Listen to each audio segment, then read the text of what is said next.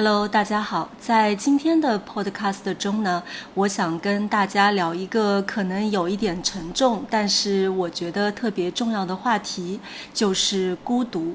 那很久以前呢，我在视频当中跟大家讲过孤独死这样一个话题。那孤独死呢，就是那些被忽视的老年群体，独自一人在家中去世，然后他们的尸体呢，可能要在几天后甚至几周后才被别人发现。那如果你们对这样的话题感兴趣的话呢，可以点击上面的链接去听一下。今天的 podcast 的内容呢，也跟孤独有关，但是可能会轻松很多。我们从韩国开的一家暖心便利店说起。那通过今天的 podcast， 我相信大家不仅可以锻炼到自己的听力，而且可以学习到很多新的词汇。那在视频的最后，我会跟大家一起回顾在今天视频当中出现的一些重要词汇，帮助大家加深记忆。你有没有过那种感觉，就是明明周围有很多人，但你还是觉得好像没有人真的懂你，或者有时候一天说的话除了谢谢和再见以外，几乎没有别的。前几天我在网上看到一个故事，让我特别有感触。在韩国首尔有一种特别的便利店，叫暖心便利店。不过呢，它不是卖零食饮料的那种便利店，而是一个专门给人取暖的地方。不是因为你冷需要取暖，而是心理上的那种温暖。便利店里面有沙发、按摩椅、空调，还有一大堆方便面。因为在韩国，拉面是温暖和安慰的象征。你可以进去免费吃一碗拉面，还能和工作人员或者其他人聊聊天。有个29岁的女孩叫希金，她几乎每天都去那里吃一包免费的拉面，坐上几个小时和人说说话。她说，这样她能告诉自己，又过了一天，我又一次逃离了孤独。听起来好像有点夸张，但其实这个地方真的是很多人生活里的救命稻草。那为什么要开这种暖心便利店呢？其实是因为韩国的孤独问题越来越严重，不只是老人，年轻人也一样。有调查发现，首尔大概有13万个年轻人几乎不出门、不社交，就像日本的蛰居族。蛰居原本的意思是动物冬天藏在洞里不出来。蛰居族指的是一群长期待在家里，不外出、不与社会接触的人。这些人是因为社会竞争压力太大，选择和外界隔绝。有些人是觉得很难交到朋友，还有的人即使很难过，也不知道能找谁倾诉。听起来是不是有点熟悉？我觉得这种情况在很多国家都有，不只是韩国。孤独这个东西，如果只是偶尔的，没关系。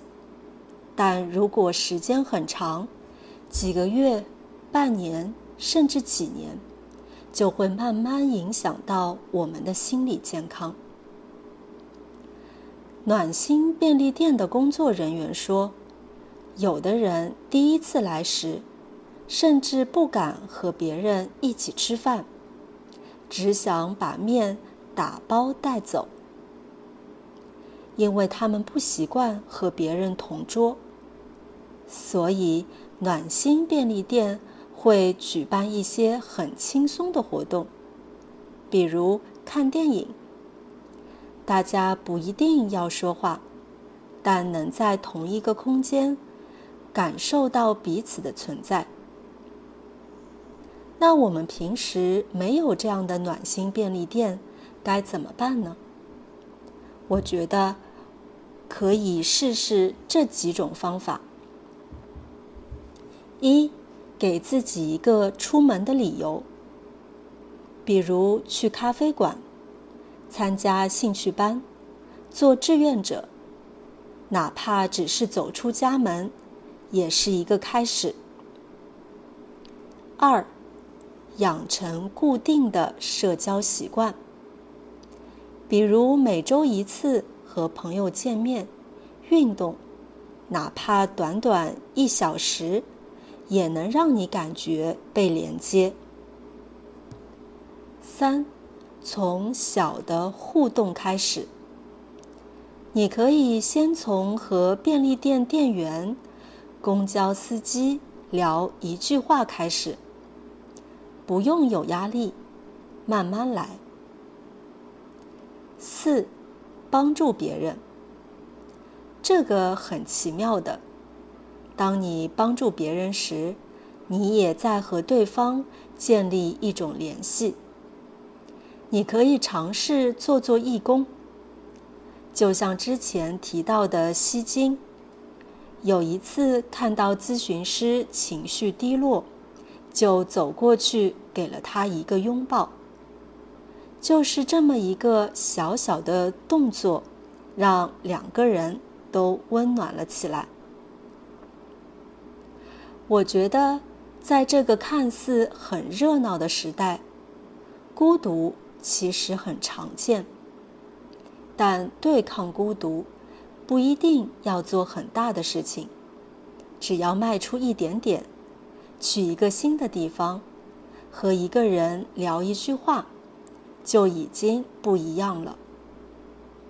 就像暖心便利店的理念，你不一定要聊得很深，只要和别人一起坐下来，吃一碗热腾腾的面，就比一个人在家刷手机温暖得多。你有没有过很孤独的时刻？你是怎么度过的？欢迎在评论区和我聊一聊。今天的中文播客就到这里了。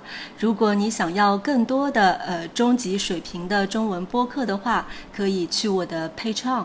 我把 Patreon 的链接放在今天视频的 description 当中。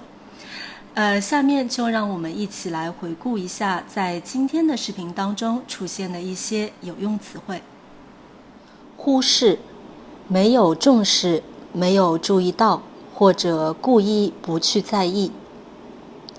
不要忽视身体发出的警告信号。他的努力常常被别人忽视。感触，因为看到、听到、经历了某件事而引起的内心感受或想法。听完这首歌，他心里有很多感触。旅行回来后，他最大的感触是，家才是最温暖的地方。救命稻草，比喻在非常困难、危险的情况下，唯一能带来希望或帮助的东西。